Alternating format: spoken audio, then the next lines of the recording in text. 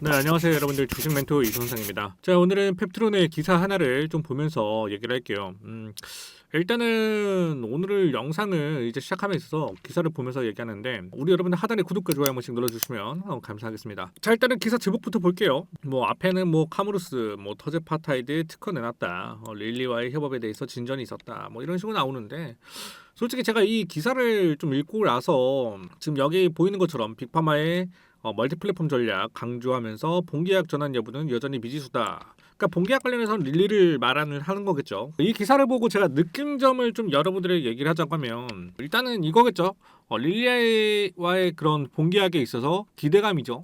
그리고 현실적인 부분에서 봤을 때는 아직 평가 단계라는 좀 그런 부분을 좀 강조하는 것 같은, 그러니까 이런 좀 간극이 좀 보여지는 그런 기사가 아닐까라고 저는 생각이 들었는데, 제가 왜 이렇게 좀 생각을 하냐면요. 여러분들도 알다시피 이제 펩트론의 경쟁사라고 하면 경쟁사라고 할 수 있는 게 카무루스잖아요, 솔직하게. 근데 카무루스는 이미 어떻게 릴리와의 계약은 되어 있어요. 얼마 정도냐면 1조 정도 규모로, 심지어 독점 계약을 맺었다라는 거. 그런 반면에 우리 펩트론은 뭡니까? 실질적으로 아직도 평가 중에 있고 계약 여부조차 미확정이라는 내용으로 나와요. 그러니까 이런 좀 부정적이다라고 우리가 좀 생각할 수 있는 부분인데, 저는 오히려 지금 뭐 이제 뭐 안티들이건 펩트론을 좀 안 좋게 보시는 분들이건 일관된 내용이 뭐냐면, 솔직하게 릴리는 펩트론한테 아쉬울 거 없다라는 식으로 얘기를 해요. 왜? 아니 여러 회사랑 협업을 하면 되는데 아쉬울 게 뭐가 있느냐, 그런 식으로 얘기를 하는데, 그러니까 한마디로 정리를 하면 펩트론이 유일한 파트너는 아니다, 릴리 입장에서는. 이렇게 말을 합니다. 근데 여기서 중요한 건 뭡니까? 이 말이 맞죠. 근데 이 말이 맞긴 맞지만 저는 해석이 좀 잘못됐다, 전 이렇게 느낀다라는 거. 여러분들도 이렇게 느끼셔야 돼요. 자, 왜 그런지 제가 지금부터 정확하게 핵심만 좀 설명을 드리자고 하면요. 냉정하게만 우리가 보면 릴리가 카무루스와 계약을 했는데 펩트론의 기술을 어떻게 하고 있습니까? 아직도 테스트하고 있다라는 점. 아쉬울 거 없다라고 하면은 펩트론 아웃시켜야죠. 그게 맞죠, 여러분들. 아웃시키는 게 맞잖아요. 그러면 릴리가 보는 핵심은 뭐냐? 잘 생각해 보세요, 여러분들. 카무루스가 펩트론의 스마트 대포와 비교를 했을 때 저는 기술의 결이 좀 다르다라고 생각을 하거든요. 그러니까 뭐 카무루스 기술도 훌륭하지만 펩트론의 스마트 대포 기술은 대량 생산의 용이성과 약물 방출을 일정함으로써 독보적인 강점을 가지고 있는 부분들이 있잖아요. 그렇죠? 그러면 릴리 입장에서는 카무루스랑 먼저 계약을 해서 카무루스를 써봄으로써 단점들이 나올 거 아닙니까? 이 단점을 보완할 수 있는 게 뭐다? 전 펩트론이라고 보는 거예요. 그러니까 카무루스를 먼저 써보고 펩트론의 스마트 대포가 얼마나 중요한지, 왜 필요한지 알 수 있는 예비 카드를 펩트론이라는 걸 가지고 있다라고 저는 생각이 든다라는 겁니다. 해석이 다르죠. 자, 그러면 이 지점에서 우리 여러분들이 하나를 좀 보셔야 되는 부분이 뭐냐면, 릴리 같은 글로벌 빅파마들이 단순하게 기술 하나만 보고 움직이는 회사는 아니에요, 솔직하게. 자기들이 지금 만들고 있는 비만 치료제가 있고 당뇨 치료제가 있고 앞으로 길게 가져가야 되는 그런 파이프라인 전체를 놓고 어떤 전달 기술에 대해서 가장 효율적일까, 어떤 기술이 생산성에서 유리할까, 어떤 기술이 장기적으로 더 안정적인지를 끝까지 비교하고 검증하는 회사라는 겁니다. 즉 지금 당장적으로 우리가 카무루스랑 계약을 해서 우리 펩트론이 살짝 뒤쳐져 보인다라고 생각할 수 있지만, 펩트론의 필요성이 사라지는 건 아니다라는 겁니다. 그러니까 본질적인 내용을 뒤집어 보이는 그런 내용은 변하는 게 없다라는 거예요. 오히려 반대로 생각해야 됩니다, 우리가. 자, 우리가 이미 릴리 입장이라고 생각을 해봅시다. 자, 한 회사를 택했으면, 그쵸? 다른 회사는 굳이 시간 들여서 우리가 추가 테스트할 필요가 없이 그냥 아웃시키면 돼요. 우리가 릴리 입장이라고 하면, 우리가 카무루스랑 계약을 했는데 펩트론 비슷한 기술력인데? 그러면 펩트론은 왜 들고 있는 거야? 냉정하게 생각해보세요. 그렇기 때문에 릴리 입장에서도 펩트론의 스마트 대포를 쉽게 버릴 수 없는 카드를 보고 있다라는 뜻으로 좀 보여진다라는 겁니다. 그러니까 지금 시장에서는 뭐라고 얘기를 하냐면, 유일한 파트너가 아니니까 끝난 거 아니냐라고 말하지만, 이렇게 말하는 거는요, 절반만 보고 있는 건 아닐까라고 전 해석하고 싶다라는 겁니다. 봐봐, 릴리가 펩트론의 유일한 그런 파트너 맞아요, 여러분들? 아니에요, 그건. 핵심적으로 얘기를 했을 때 릴리가 굳이 펩트론만 고집할 이유는 없다 이거야. 근데 왜 아직도 테스트가 이어져 있을까? 잘 생각해보세요. 그 이유는 간단하잖아요, 솔직하게.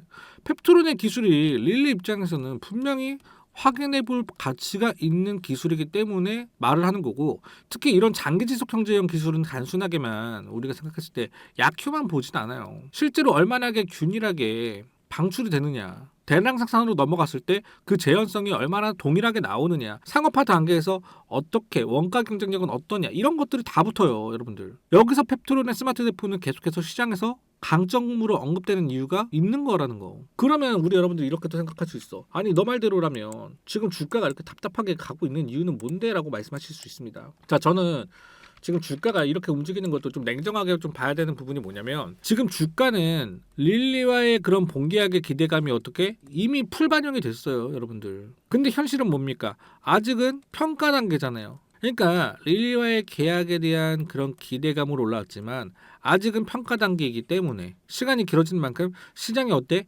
실망을 한 부분은 있다라는 거. 즉 지금은 기술이 완전히 스마트 대포를 완전히 뭐 릴리가 버려서 주가가 눌린다? 그러는 게 아니라 지금 확정이 안 나왔기 때문에 눌리는 것 뿐들이지, 이거 완전히 다르다, 우리가 보는 건. 이렇게 생각을 해야 돼요.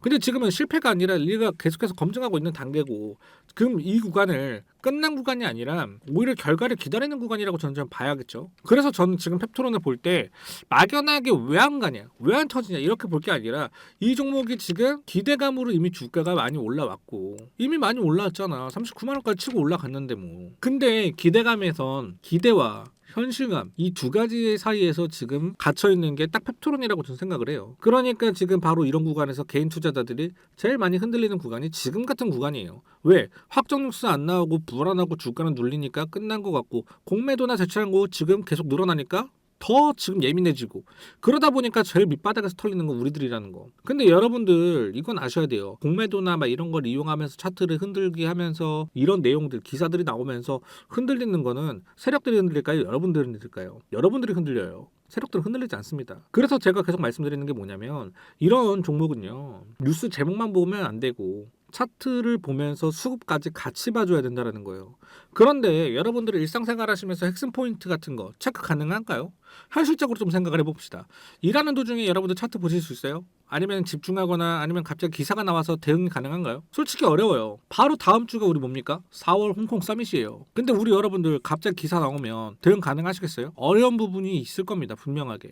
그래서 그런 부분을 제가 어떻게 100% 무료로 우리 여러분들을 좀 도와드리겠다라고 말씀을 좀 드리는 겁니다. 그래서 여러분들은 제 신호, 그리고 제가 빠른 정보 전달, 이것만 딱 제가 전달해 드릴 거니까 그것만 보시고 따라오시면 돼요. 어렵지 않죠?